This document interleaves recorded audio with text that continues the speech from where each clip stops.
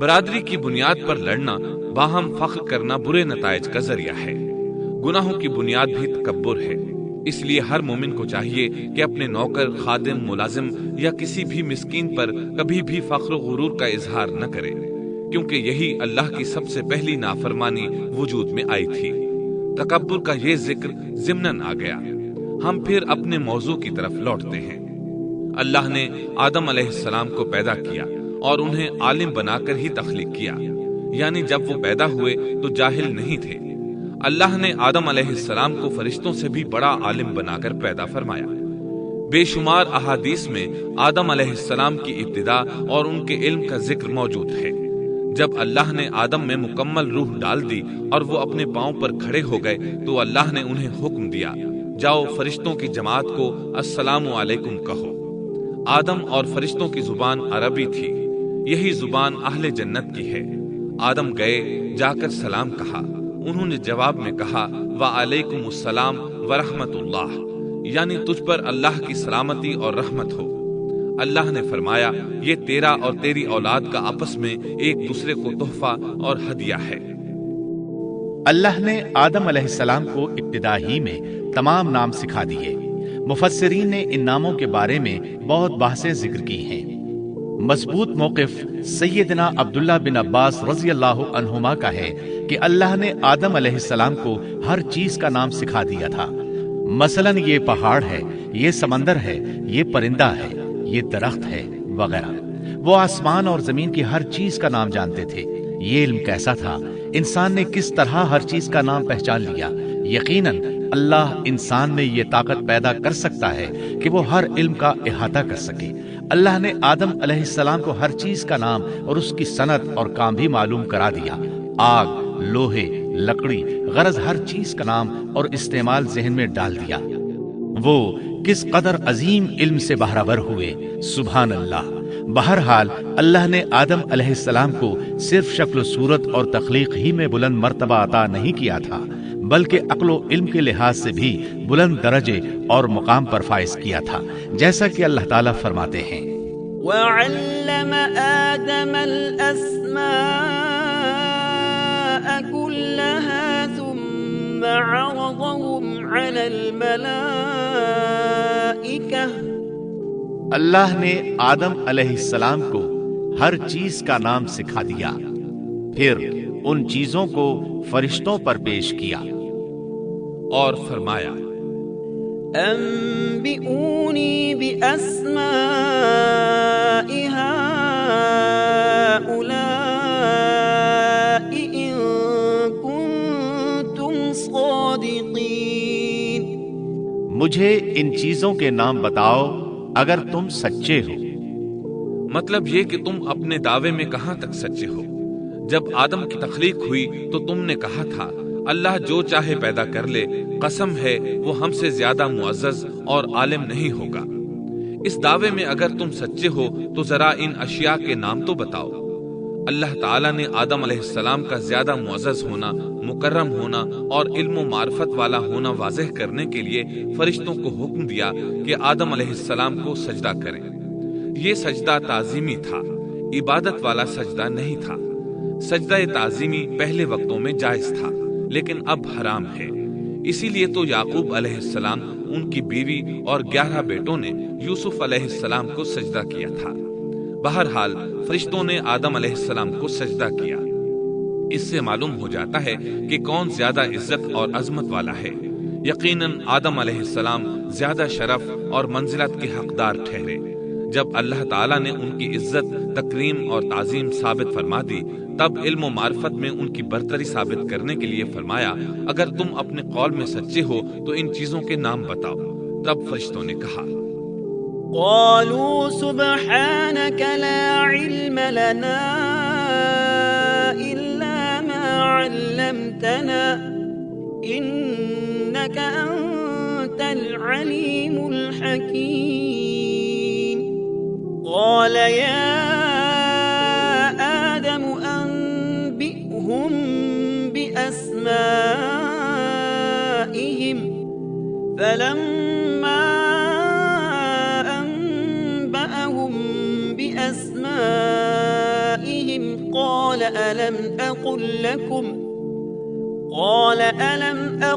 لكم إني أعلم غيب السماوات والأرض وأعلم ما تبدون وما كنتم تكتمون۔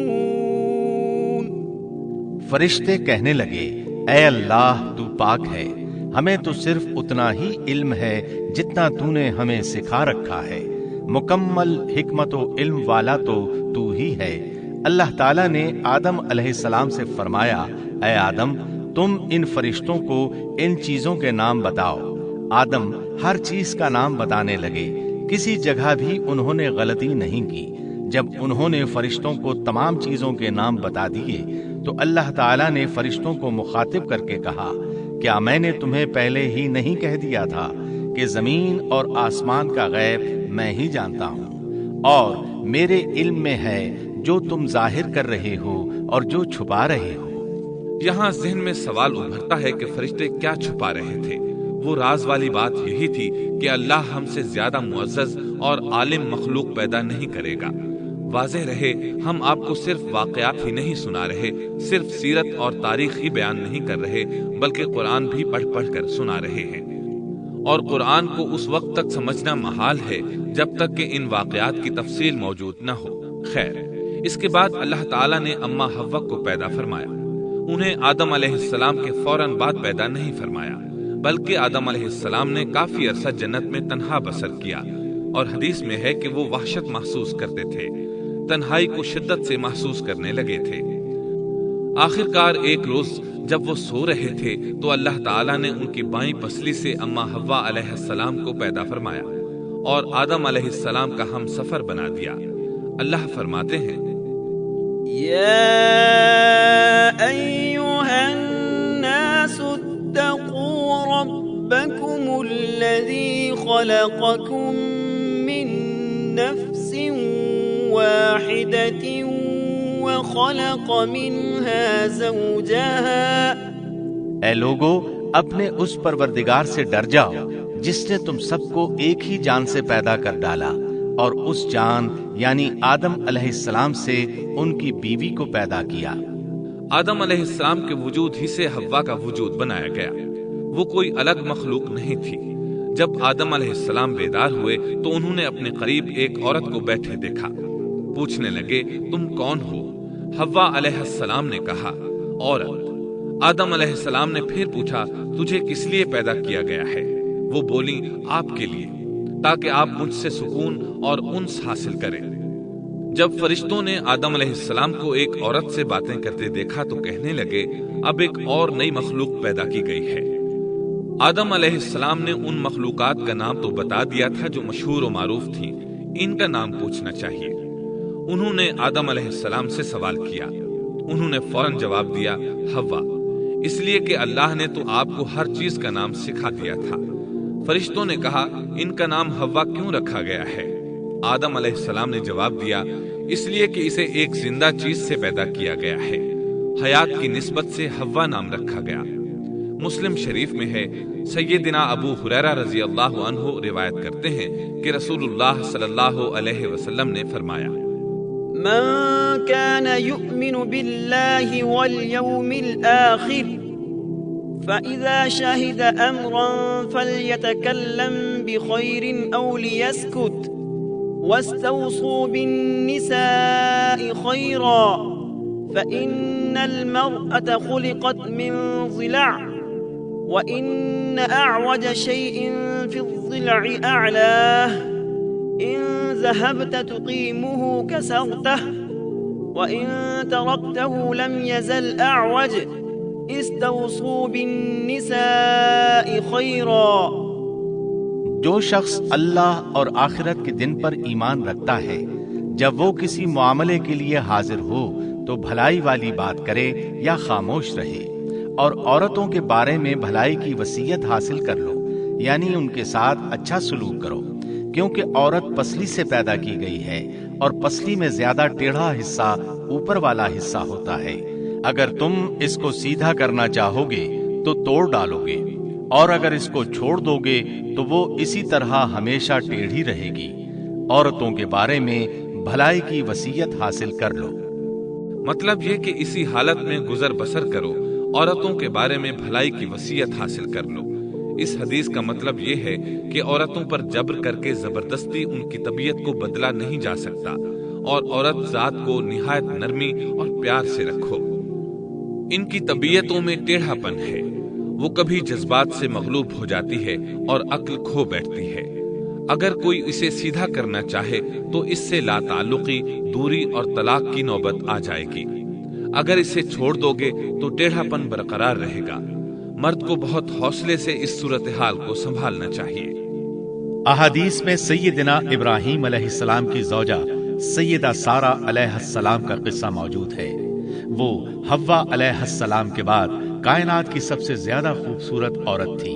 احادیث سے یہ اشارہ ملتا ہے کہ حوا علیہ السلام ابتدائے انسانیت سے لے کر قیامت تک پیدا ہونے والی تمام عورتوں میں خوبصورت تھی۔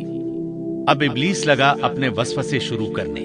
آدم اور حوا علیہم السلام دونوں اللہ کے حکم سے جنت میں تھے کہ شیطان نے انہیں پھسلانے کی کوشش شروع کر دی۔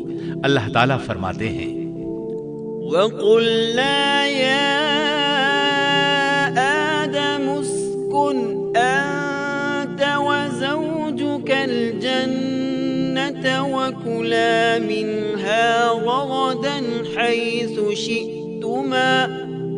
اور ہم نے کہہ دیا، اے آدم، تم اور تمہاری بیوی جنت میں رہو اور جہاں سے چاہو با فراغت کھاؤ۔ جنت بھی کیسی؟ اللہ فرماتے ہیں، وَجَنَّةٍ عَرْضُهَا السَّمَاوَاتُ وَالْأَرْضُ، وہ جنت کہ جس کی چوڑائی ہی آسمانوں اور زمین کے برابر ہے۔ سو اس جنت میں سے جو چاہو سو کھاؤ، کچھ بھی منع نہیں سوائے ایک درخت کے، چنانچہ ارشاد ہوا، وَقُلْنَا يَا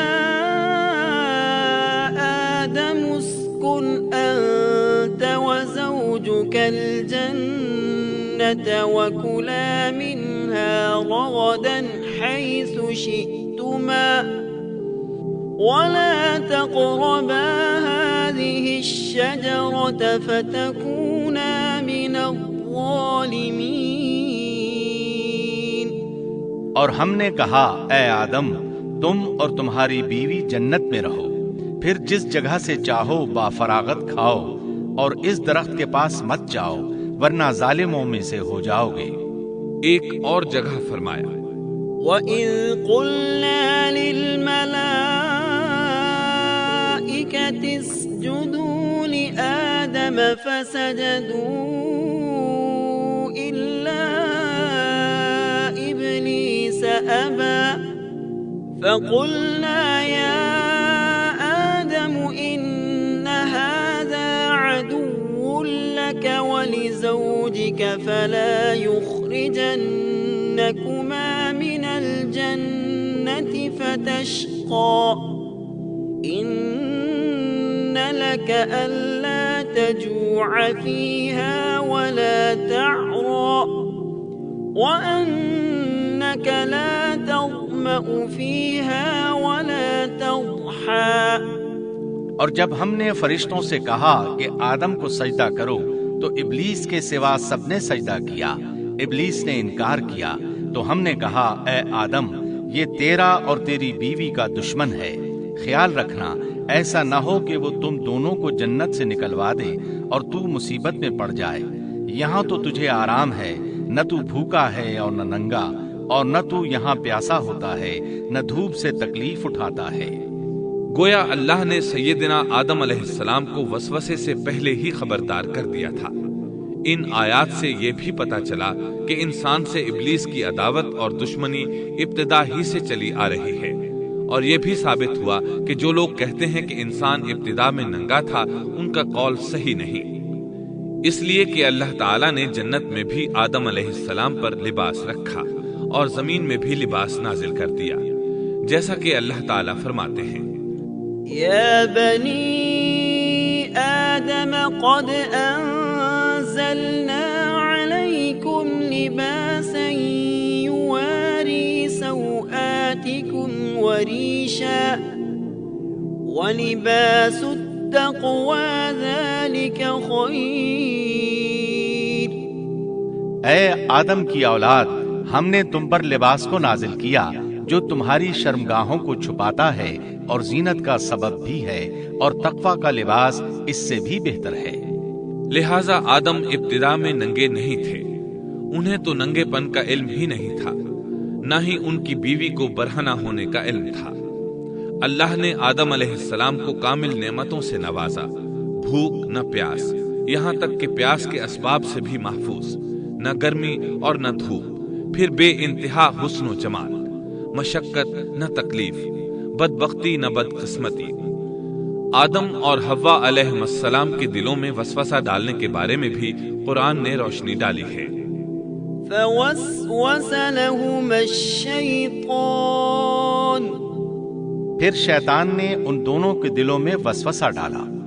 یہ وسوسہ اس نے ان دونوں کو طمع دلانے کی صورت میں پورا کیا، اور یہ طمع دلائی کہ اس درخت کو کھانے سے ہمیشگی اور بقا ملتی ہے، اور کبھی نہ ختم ہونے والی بادشاہت حاصل ہوتی ہے، اور اس وسوسے کا مقصد یہ تھا لِيُبْدِيَ لَهُمَا مَا وُورِيَ عَنْهُمَا مِنْ سَوْآتِهِمَا، تاکہ ان کا پردہ بدن جو ایک دوسرے سے پوشیدہ تھا دونوں کے روبرو بے پردہ کر دے۔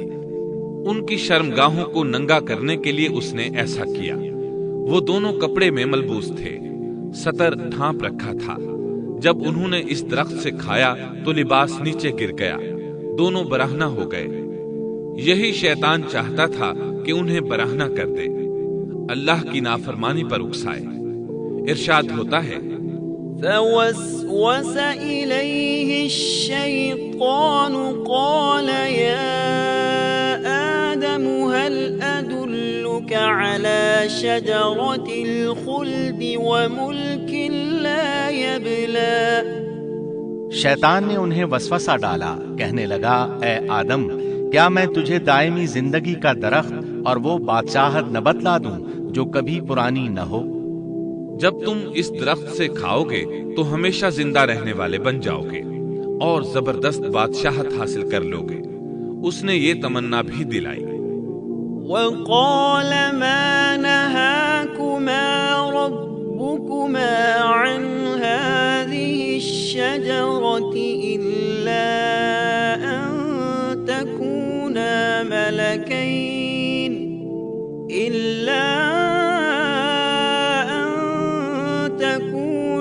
مَلَكَيْنِ أَوْ تَكُونَا مِنَ الْخَالِدِينَ۔ تمہارے رب نے تم دونوں کو اس درخت سے اس لیے منع کیا ہے کہ تم دونوں فرشتے نہ بن جاؤ یا ہمیشہ زندہ رہنے والے نہ بن جاؤ۔ یعنی تم اس درخت سے کھا لو گے تو فرشتے بن جاؤ گے اور ہمیشہ قائم دائم رہو گے۔ پھر وہ وسوسہ ڈالتے ہوئے جھوٹی قسمیں کھانے لگا، جیسا کہ ارشاد ہوتا ہے وَقَاسَمَهُمَا إِنِّي لَكُمَا لَمِنَ النَّاصِحِينَ، اور ان دونوں کے روبرو قسمیں کھانے لگا کہ یقین آ جائے میں آپ کا خیر خواہ ہوں۔ اللہ کی قسم کھانے لگا، اور اس وقت سے جھوٹی قسموں کی ابتدا ہوئی۔ اس نے ان دونوں کو فریب دے کر بہکا لیا، جیسا کہ فرمایا فَدَلَّاهُمَا بِغُرُورٍ، یعنی دھوکے سے انہیں پھسلایا، حالانکہ انہیں کسی چیز کی کمی نہیں تھی۔ بھلا وہاں کیا محتاجی ہو سکتی تھی؟ جنت میں سکون سے زندگی بسر کر رہے تھے، جنت سے بڑھ کر کیا چاہیے؟ ہمیشہ کے لیے جنت مل چکی تھی۔ اللہ تعالیٰ فرماتے ہیں فَلَمَّا ذَاقَا الشَّجَرَةَ بَدَتْ لَهُمَا سَوْآتُهُمَا وَطَفِقَا يَخْصِفَانِ عَلَيْهِمَا مِنْ وَرَقِ الْجَنَّةِ۔ ان دونوں نے جب درخت کو چکھا، دونوں کا پردہ بدن ایک دوسرے کے روبرو کھل گیا، دونوں اپنے بدنوں پر درختوں کے پتے جوڑ جوڑ کر رکھنے لگے۔ کپڑے اترنے پر دونوں کو حیا آئی، اس لیے کہ انسان کی فطرت میں برہنہ ہونے کی ناپسندیدگی شامل ہے۔ برہنہ ہو گئے تو کوئی لباس نہیں تھا، اس لیے درختوں کے پتے جوڑ کر جسم ڈھانپنے لگے۔ حدیث میں آیا ہے، آدم بھاگنے لگے تو اللہ نے پکارا، آدم مجھ سے بھاگتے ہو؟ آدم بولے، اللہ میں شرم کی بنا پر بھاگ رہا ہوں، اور اس وجہ سے کہ تیرے سامنے برہنہ کیسے رہوں، پھر یہ کہ نافرمانی کا ارتکاب بھی کر چکا ہوں۔ یہاں ایک سوال پیدا ہوتا ہے، دونوں میں سے پہلے کھانے والا کون تھا؟